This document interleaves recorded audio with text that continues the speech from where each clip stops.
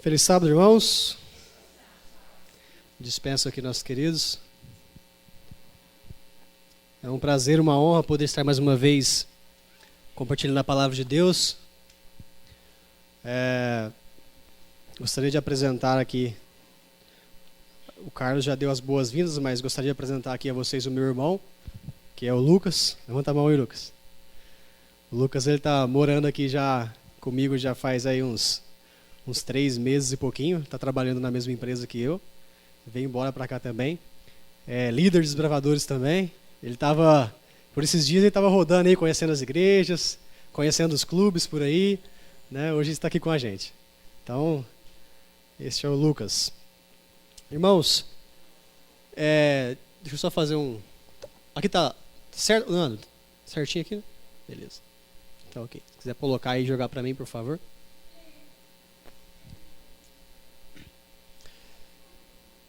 Queridos irmãos, vocês já, durante esse ano de 2019, vocês pecaram, cometeram algum pecado? Pense, não precisa responder. Você consegue classificar a gravidade ou o nível desse pecado? Pense. Consegue classificar? Foi muito grave? Trouxe consequências terríveis? Ou foi algo que deu para esconder debaixo do pano? Foi algo que deu para passar? Você acha que este pecado pode ser perdoado? Você acha que você é digno do perdão por este pecado cometido? Sabemos que pecado é desobedecer a Deus, né? Transgredir a lei de Deus, desobedecer aquilo que Deus nos pede. Tudo que nós desobedecemos ao Senhor, isso se torna pecado. Certo caçador estava uma vez olhando para algumas montanhas e em um local ele viu uma águia grande, bonita, forte. Essa águia se mexeu um pouco lá naquela montanha, logo saiu a voar e em uma distância ela começou a perder a altura, até que em certo momento essa águia caiu no chão. Ele saiu correndo, chegou perto, olhou, viu que a águia estava morta. E ao perceber ali, notou que havia picadas de alguma serpente naquela águia. E então ele percebeu que lá na onde que a águia estava, tinha uma serpente que ali entrou ali pelo meio das plumagens daquela águia, picou ela, e a águia assustada saiu e foi derrubada pelo veneno daquela serpente. Assim é o pecado. Por mais forte que nós pensamos ser, por mais fortes que talvez nós parecemos ser, assim como uma águia, forte, bonito, nós podemos, em questão de minutos, em questão de segundos, sermos derrubados pelo veneno do pecado. Isso é fato. Mas hoje nós gostaríamos de entender, nós vamos compreender e entender e principalmente aceitar o perdão por esses pecados. Amém? Louvado seja Deus. O tema dessa manhã então vem com o tema marteladas.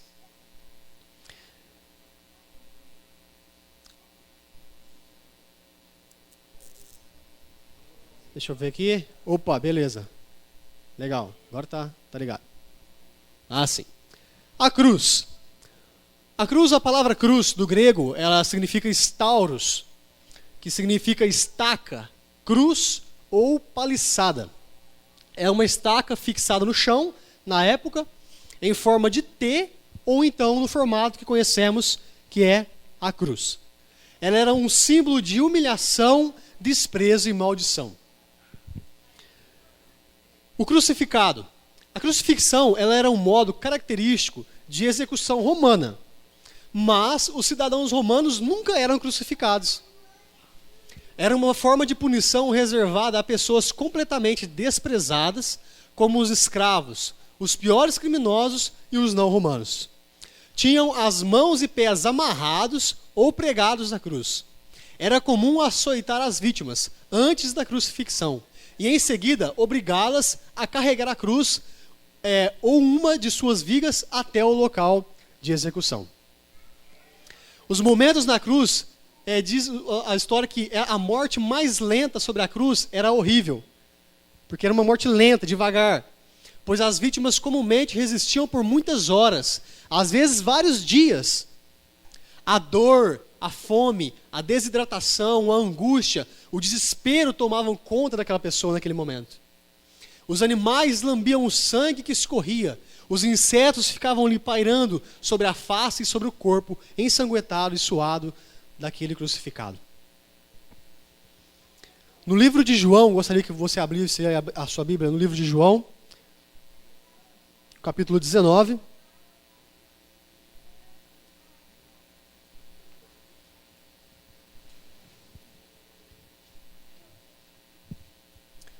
Versículos 17 e 18.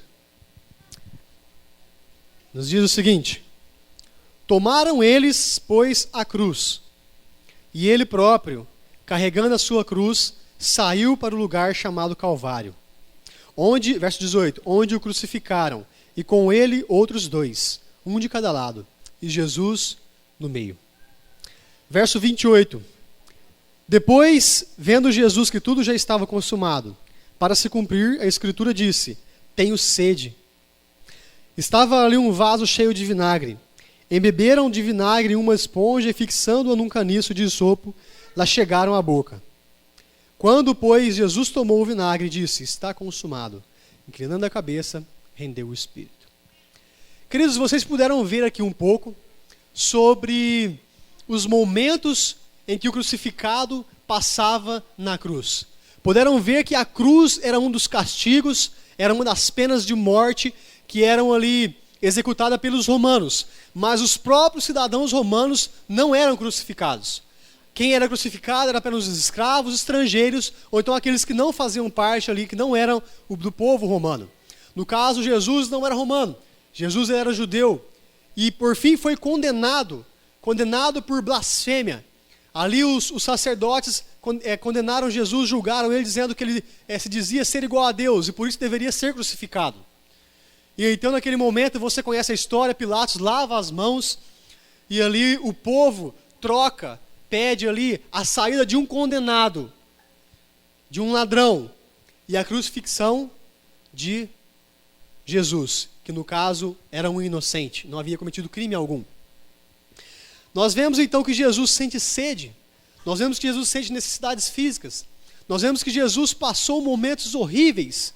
Eu peço para você agora que nesse momento imagine a situação. Jesus ali antes da crucifixão, geralmente os que eram crucificados eram açoitados. Jesus então com a carne dilacerada, com as costas todas rasgadas, com o sangue descendo, com a testa, a cabeça furada pelos espinhos, caminhando ali com dor, aquela cruz pesada sendo carregada por um caminho que era longo, subida, pois estava num monte onde toda a cidade podia ver aqueles crucificados. Ao chegar lá em cima, foi colocado ali sobre aquela cruz as suas mãos e pés amarrados, para que não pudesse se contorcer ou tirar as mãos ao sentir a dor dos cravos. Os cravos tinham aproximadamente de 20 a 30 centímetros, e eram bem grandes e grossos a espessura. E a história diz que os cravos foram colocados nas suas mãos, e depois então os seus dois pés juntos foram colocados ali sobre os seus pés, sobre os seus calcanhares. E ele então sentiu as marteladas naquela cruz. E a cada martelada, Jesus sentia dor. E a cada martelada, Jesus via como é ser um ser humano. A cada martelada, Jesus clamava por Deus ali com ele naquele momento. A cada martelada, o sangue escorria. A cada martelada, as pessoas viam. Ellen White diz que a mãe de Jesus não suportou ver aquela cena. A mãe de Jesus, ela naquele momento desmaiou. E Ellen White diz que como desfalecida, João ali, algumas pessoas que estavam, pegaram ela, seguraram, porque ela não suportou ver a cena do filho sendo crucificado, morto de uma maneira brutal naquela cruz. A cada martelada, Jesus sofreu. E agora eu gostaria que você participasse um pouco comigo. Gostaria que você refletisse um pouco comigo. Por que nós vamos à cruz? Por que nós pregamos? Por que nós buscamos? Você pode perceber que no mundo cristão, a cruz ela é um objeto que é conhecido por todos. Toda vez que se fala de cruz em algum lugar, as pessoas sempre assimilam isso com cristão, com Jesus, com sacrifício. E agora eu gostaria que você comentasse, participasse comigo aqui. Por que você vai à cruz? Cita aí algo. Por que você vai à cruz? Perdão dos pecados. Mais alguém? Arrependimentos. Mais alguém? Libertação. Mais alguém gostaria de comentar algo? Para você, o porquê que você vai à cruz? Salvação. Por fim, mais um último. Renascimento. Me lembro que, onde eu morava lá em Cajuru, existe uma fazenda chamada Sampaio Moreira. É uma fazenda centenária. Até restauraram ela, ficou linda, maravilhosa. Hoje em dia o pessoal vai lá para visitar, tem cachoeiras, outras coisas mais.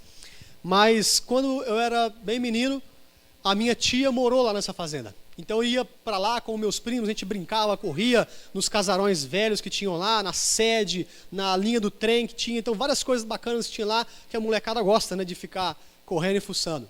E então eu lembro que na porta da sala da minha tia tinha uma cruz, assim, na porta. E quando chegava a noite, às vezes a gente ia dormir lá, eu não gostava muito de posar lá, porque tinha medo das histórias que eles contavam. Meus primos eram um pouco mais velhos, e eles começavam a contar história falando de lobisomem, né, de assombração, que assombravam ali aquela fazenda, e que à noite os cachorros começavam a latir, né, e ali, às vezes, começavam pancadas na porta, e eles tinham muito medo disso, que a assombração parava por ali. E meu tio sempre teve muita fé nesse tipo de coisa, né, sempre foi muito medroso de assombração, esse tipo de coisa. E ali eu tinha até um pouco de medo de ficar por ali. Mas depois, conforme eu fui crescendo e lembrando dessas histórias, eu fiquei pensando, né, e até imaginando, por que então tinha a cruz ali na porta? Né? Por que tinha a cruz na porta? Mas aí uma vez meu tio comentou isso, que a cruz era para espantar, né, os mal, era para espantar o lobisomem, era para espantar, aliás, a assombração, era para espantar a mãe do mato, ele dizia a mãe do mato, era para espantar esse tipo de coisa. Né? E eu fiquei pensando, não espantava nada, né? Porque ele contava as histórias, né? Então se o bicho vinha lá é porque a cruz servia para nada. Mas é interessante que as pessoas veem a cruz dessa maneira, né? Uns colocam ali na sala, outros colocam lá no teto da igreja, né? Outros colocam ali, carregam a cruz no bolso, ou então o crucifixo, né, pendurado aqui no pescoço. As pessoas veem assim, né, a cruz como uma proteção, como algo que serve para proteger elas, como se fosse um escudo, né? Às vezes quando tem aqueles filmes de vampiros, né? O que afasta o vampiro? Né? A cruz de prata, o vampiro que sai correndo. Mas é interessante a gente ver isso aí. As pessoas acreditam de alguma maneira na cruz. Mas, queridos, a cruz, ela não tem poder algum. A cruz, ela não tem poder algum. Você parou para pensar que a cruz, ela foi apenas um instrumento usado pelo diabo para poder tirar a vida do Filho de Deus? Quem inventou a cruz foi os romanos, para ter um momento de prazer ao ver aquelas pessoas sofrerem, morrerem na cruz. O diabo, aproveitando disso, pega a cruz, aquele martelo, aqueles escravos, usando aqueles soldados. Ellen White diz que naquele momento, muitos demônios estavam ali personificados de pessoas, e motivando as pessoas a blasfemarem contra Jesus. Mas a cruz é apenas um instrumento. A cruz não tem poder algum. Gostaria que você refletisse nessa pequena ilustração. Que toda vez que a gente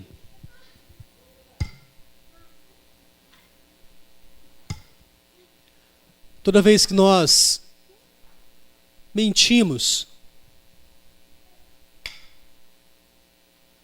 toda vez que nós odiamos, toda vez que nós adulteramos, não perdoamos, xingamos, fugimos da presença de Deus,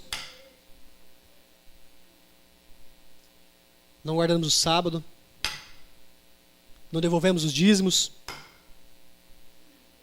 Todas as vezes em que falhamos e desobedecemos a Deus, os momentos que você passou este ano cometendo aquele pecado que talvez só você sabe, foi uma martelada nas mãos de Jesus.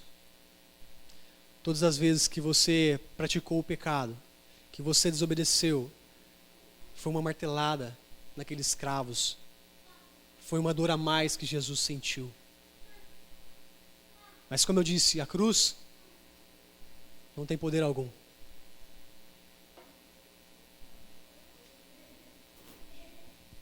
A cruz. Gostaria que você notasse uma coisa aqui. Ela está vazia. A cruz está vazia. Amém. Essa cruz está vazia. Esse instrumento está vazio. Está vazio porque Jesus ressuscitou. Jesus não está lá mais, queridos, cravados na cruz. E eu gostaria de chamar a sua atenção para isso. Que a cruz não tem poder algum, quem tem poder é o crucificado. É aquele que foi crucificado, Jesus, que recebeu aí as marteladas nas suas mãos, que recebeu aqueles cravos sangrando, aquela dor insuportável, a ponto de clamar: Senhor, por que me desamparas? Jesus se sente sozinho, se sente humano naquela cruz, mas, queridos, pelo poder divino e pela sua vitória, Jesus, ele ressuscitou e hoje vivo está no céu. Queridos, o poder não está na cruz, o poder está em Jesus. Gostaria que você abrisse a Bíblia no livro de Mateus, capítulo 28.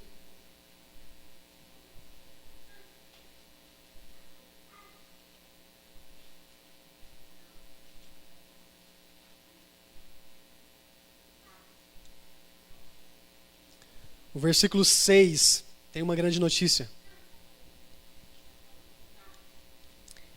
Ele não está aqui. Jesus não está aqui. Jesus não estava no sepulcro naquele momento mais. Jesus não está na cruz. Ele não está aqui. Ressuscitou, como tinham dito. Vinde ver onde ele jazia. Queridos, Jesus não está mais aqui. Ele ressuscitou. Glória a Deus por isso. Louvado seja Deus por isso, que ele ressuscitou. Porque a ressurreição de Cristo é a sua vitória. A ressurreição de Cristo é a vitória que você tem sobre os seus pecados. A ressurreição de Cristo traz o perdão. Jesus ressuscitou. Abra a Bíblia no livro de 1 João.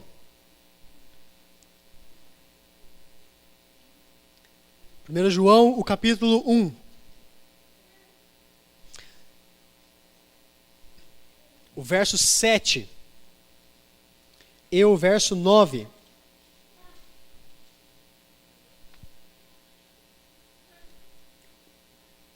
Se, porém, andarmos na luz, como ele está na luz, mantemos comunhão com os outros, uns com os outros, e o sangue de Jesus, seu Filho, nos purifica de todo o pecado.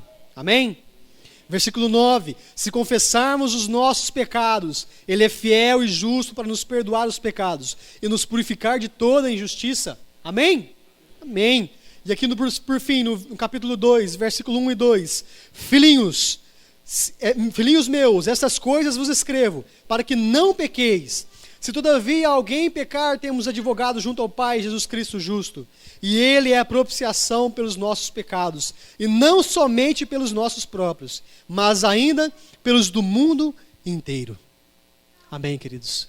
Jesus não está mais na cruz.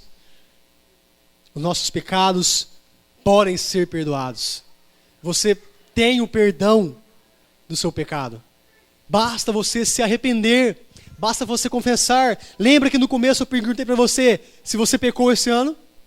Lembra que eu perguntei se o seu pecado foi muito grave ou não? Lembra que eu perguntei se o seu pecado era digno de perdão? Pois aqui está a palavra de Deus, a promessa que Jesus nos faz. Se nós formos a Ele, se confessarmos os nossos pecados, Ele é fiel e justo. O seu sangue derramado foi para a remissão dos nossos pecados. E você pode sair daqui hoje perdoado, sentindo-se perdoado. Louvado a Deus por isso. Gostaria de contar uma ilustração, uma história. Lá em Cajuru, quando eu fui para a igreja, a gente começou num pequeno grupo lá no bairro. E o irmão Cássio, a casa era a casa dele, era 2 ou 3 casas do lado da que a gente morava. E ali então começou uma reunião de pequeno grupo da igreja adventista do 7º dia. Na época minha mãe frequentava a igreja batista e a gente foi convidado para ir para a igreja, para esse pequeno grupo. Minha mãe foi, a gente foi, meu pai foi, e ali frequentamos bastante tempo, recebemos estudos ali. E o irmão Cássio era sempre aquele irmão animado, aquele irmão que estava sempre ali, né, motivando as pessoas para ir no pequeno grupo, saía no bairro, todo dia saía com um sorriso no rosto, trabalhava lá na prefeitura de Cajuru, saía com um sorriso no rosto, cumprimentando todo mundo, ia a pé, voltava a pé, porque ele fazia questão de cumprimentar todas as pessoas na rua, e convidava as pessoas para o pequeno grupo na casa dele. E ali depois, ali no ano de 2000, a minha mãe se batizou, meu pai se batizou, né, a gente foi para a igreja, logo depois também eu me batizei, né, e era aquela alegria. Mas chegou um momento em que o irmão Cássio, com alguns outros irmãos, começaram a criar algumas dúvidas dentro da igreja. Começaram a criar algumas coisas que não condiziam com aquilo que a palavra de Deus ensina. Começaram a ir contra a igreja. E o irmão Cássio, levado ali pela mente de algumas pessoas que estavam ali sendo influenciadas pelo inimigo, acabou saindo da igreja junto com aquelas pessoas e então fundaram uma própria igreja ali na cidade. E começaram então a chamar as pessoas para ir para aquela outra igreja. As pessoas começaram a ir ali para aquela igreja, o irmão Cássio ali também, outros irmãos acabaram saindo da igreja, indo para lá. E eu lembro que isso durou mais ou menos 1 ou 2 anos. E por fim a líder daquela igreja veio a falecer. E então se dispersaram. E o irmão Cássio começou a vir para a igreja de novo. Voltar para a igreja novamente. Começou a voltar para a igreja novamente. As pessoas ficaram contentes com isso. E certa vez, foi num culto de domingo à noite. No ano de 2010. Domingo à noite. Ele tinha uma variante, aí deu carona pra gente ir na igreja, a gente foi na igreja, e no meio antes de começar o culto, ele pediu para falar. O pregador cedeu, ele levantou a mão e falou: irmãos, nesse momento eu gostaria de pedir perdão aos irmãos. Gostaria de pedir perdão pelo aquilo que eu fiz, pelo que aconteceu, os irmãos sabem o que se passou, mas eu estou arrependido. Confesso para os irmãos que fiz isso, abandonei os caminhos de Deus, estou arrependido, me arrependo dos meus pecados e peço perdão a todos vocês. Já pedi perdão a Deus, sei que Ele já me perdoou. Então, fomos para casa, ele levou a gente na brasilinha dele. Na segunda-feira, de manhã, quando meu pai saiu para o trabalho, ele deu um abraço no meu pai e ele disse: meu pai se chama Milton. Ele chamava meu pai de Almir. Ele disse: irmão Almir, eu quero te dar um abraço desse lá no céu. E deu aquele abraço gostoso no meu pai. Meu pai ficou contente, ainda, nossa, que abraço gostoso, né? E eu trabalhava numa oficina mecânica próximo a uma avenida. E na quarta-feira, às 11h05, eu estava lavando as mãos para ir almoçar. Eu escutei uma buzina alta, forte, de um caminhão. Buzina que eu nunca esqueço na minha vida. E quando eu escuto uma buzina igual a essa, eu me arrepio até hoje. Esse caminhão desceu a avenida, uns 800 metros de avenida. E ao chegar lá embaixo, ele colidiu com outro caminhão. Jogou um caminhão dentro do córrego da cidade. Jogou um carro no meio do poste, quebrou o poste no meio. O caminhão saiu a carroceria fora. O motor explodiu, voou óleo para todo lado. O caminhão estava carregado de pedra, desceu sem freio. E as vítimas foram o irmão Cássio, a sua cunhada e uma outra amiga que estavam conversando ali em cima da ponte. O irmão Cássio foi arremessado dentro do córrego, teve os órgãos, a barriga estourou, morreu alguns momentos depois. Foi uma das piores tragédias que aconteceram lá naquela cidade. Até hoje eu me lembro disso. Mas eu não consigo esquecer do irmão Cássio confessando e se arrependendo dos seus pecados na igreja naquele domingo. E ele aproveitou o momento certo, a oportunidade que ele teve. Ele se arrependeu, ele buscou a Jesus, ele entregou a vida dele mais uma vez a Cristo. E sabe, queridos, o convite que eu quero fazer para você é olhar para essa cruz, ver essa cruz vazia e saber que Jesus está no céu, pronto para te perdoar. Não importa o pecado que você tenha cometido, não importa quantas marteladas você deu nos cravos de Jesus, na cruz de Jesus, neste ano que passou. Aproveite a chance, aceite o convite e arrependa-se dos seus pecados.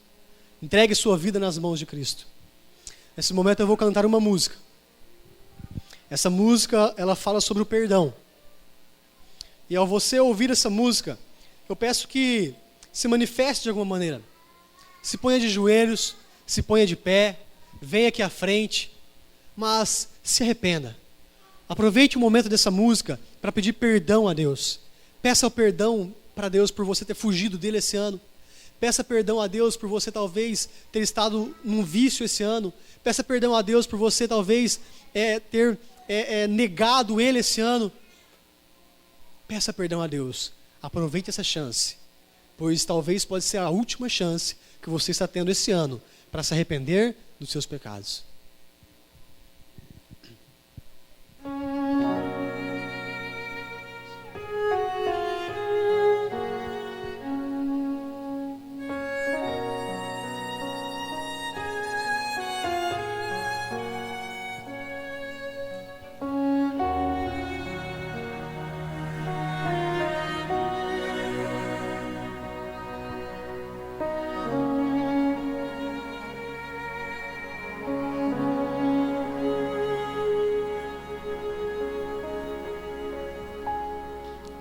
Sozinho aqui estou num temporal,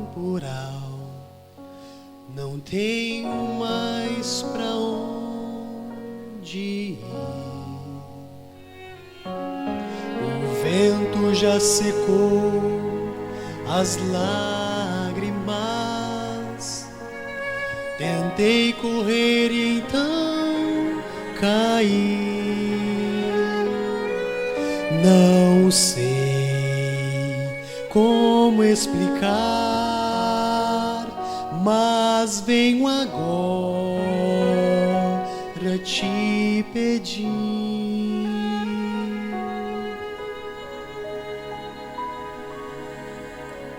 perdão por fugir, por não te incluir nos planos que fiz pra mim.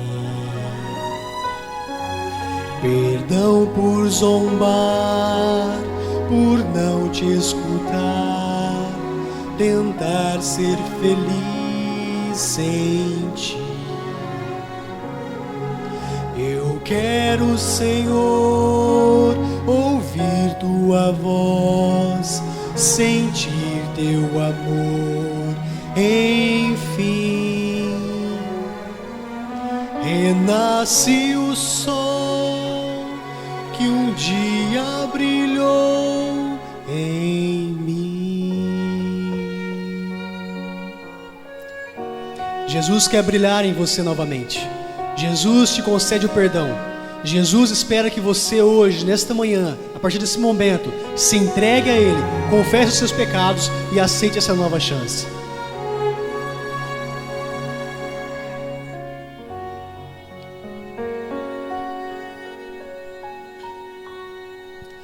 As nuvens encobriram meu viver, fiquei em meio à escuridão. A paz me abandonou, meu céu desabou, no mesmo instante em que eu fugi. E aqui, de onde estou, quero implorar o teu perdão.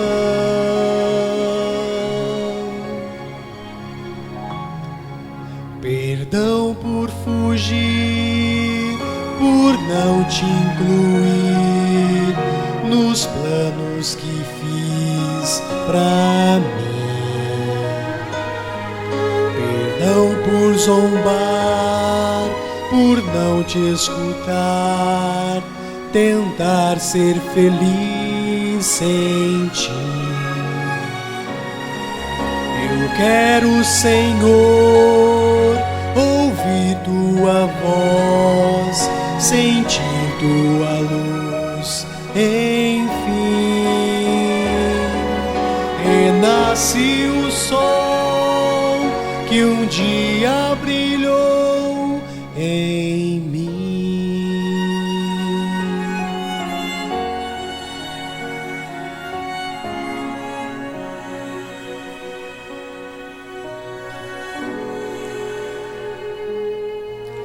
Renasce o sol que um dia brilhou em mim.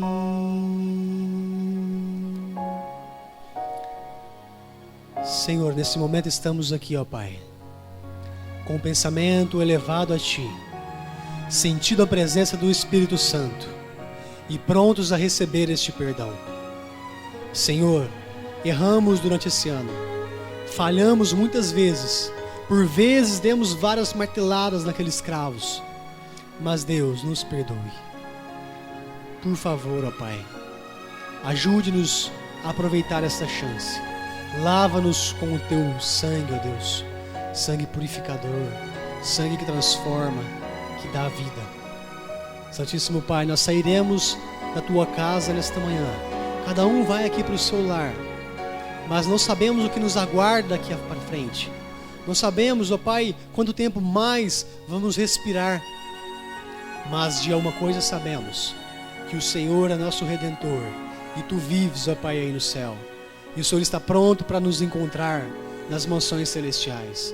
O Senhor está pronto, ó Pai, para poder mostrar para nós as marcas dos cravos nas Suas mãos e nos Seus pés, e dizer para nós que valeu a pena a gente ter se mantido fiel, que valeu a pena nós confessarmos nossos pecados, que valeu a pena recebermos o perdão e aproveitar esta chance, pois estaremos um dia no céu com o Senhor.